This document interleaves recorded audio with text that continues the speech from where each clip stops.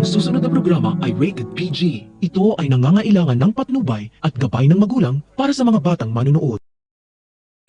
Mangyayari na ang pinakahinihintay ni Rosel dahil malalaman na niya kung sino ang tunay niyang anak matapos makahanap ng lead ang investigador niya. Hanggang langit ang saya ni Rosel nang sabihin sa kanya ng investigador na natunton na nito ang kakambal ni Tyrone dahil sa nakausap niyang staff sa ospital. Ayon sa staff, may iniwang sanggol sa ospital nila at si Doc Salvio ang nag-alaga ng bata at sa palagay ng staff, ito ang batang matagal nang hinahanap ni Rosel. Siguradong sigurado ang staff dahil may pasyente silang inabandon ng sanggol sa araw rin mismo na nawala ang anak ni Rosel at magkakilala pa sila ni Doc Salvio. Kaya hindi na nag-aksaya ng oras si Rosel at pinuntahan kaagad si Doc Salvio at panalangin niya sana alam ni Doc Salvio kung nasaan na ang hinahanap niyang anak. Nagulat na lang si Doc Salvio nang makita niya sa klinik niya si Rosel at nakaramdam siya ng takot dahil hinahanap pala ni Rosel ang nawawala niyang anak sa ospital.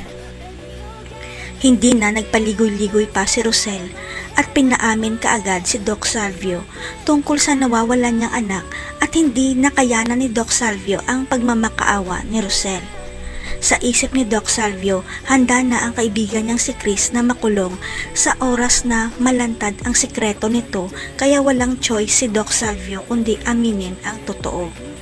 Walang pag-alinlangan na inamin ni Doc Salvio sa harapan ni Rosel na si Belle ang hinahanap nitong anak at si Chris ang kumuha sa anak nila at dinala sa ospital niya.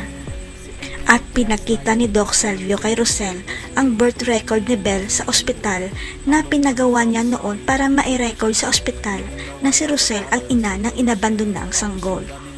Biglang gumuho ang mundo ni Rosel dahil matagal na pala siyang niloloko ni Chris at hindi niya matanggap na si Chris mismo ang nagnakaw sa anak nilang si Belle. Hinding-hindi mapapatawad ni Rosel si Chris sa ginawa niyang pagnakaw sa anak nila kaya isinusumpa ni Rosel na pagbabayaran ni Chris ang kasalanan niya sa kulungan. Dali-dali namang nagmamadali si Rosel para masabi kay Belle na siya ang tunay nitong ina at hindi na siya makapaghintay na makita at mayakap ang anak niyang si Belle. Magkikita pa kaya ang mag-ina o may mangyayaring masama kay Belle?